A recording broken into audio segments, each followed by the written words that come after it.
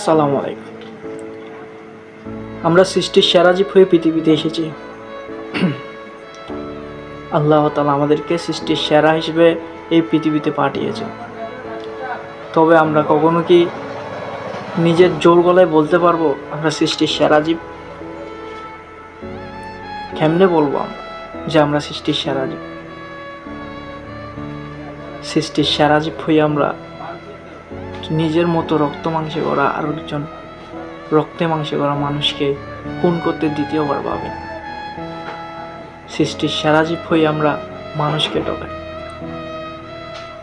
সৃষ্টির সেরা জীব মানুষ হয়ে আমরা অন্য সৃষ্টির সেরা জীব মানুষকে ঠকাই। সৃষ্টির সেরা জীব হয়ে আমরা পশু পাখিকে নির্যাতন করি। সৃষ্টির সেরা জীব হয়ে আমরা সৃষ্টি ধ্বংস করি।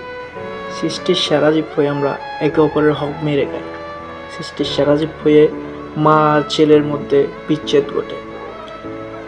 10 মাস 10 দিন যে গর্ভে রেখে আমাদেরকে লালন পালন করেছেন তাদেরকে আমরা বৃদ্ধাশ্রমে রাখতে দ্বিতীয়বার ভাবি না। সৃষ্টির সেরা জীব হয়ে আমরা বায়ে বায়ে যুদ্ধ করি, বায়ে বায়ে ঝগড়া করি, এমনকি বায়ে বায়ে খুন খারাপি পর্যন্ত হয়ে যায়। সৃষ্টির সেরা জীব হয়ে আমরা টাকার লোভে পড়ে মানুষের ক্ষতি করি। আবার আমরা সৃষ্টির সেরা জীব হয়ে যিনি সৃষ্টি করেছেন তাকেই ভুলে যাই। সৃষ্টির সেরা হয়ে আমরা এমন এমন সব কাজকর্ম করি যেগুলো কখনোই গ্রহণযোগ্য নয়। সৃষ্টির সেরা জীব হয়ে আমরা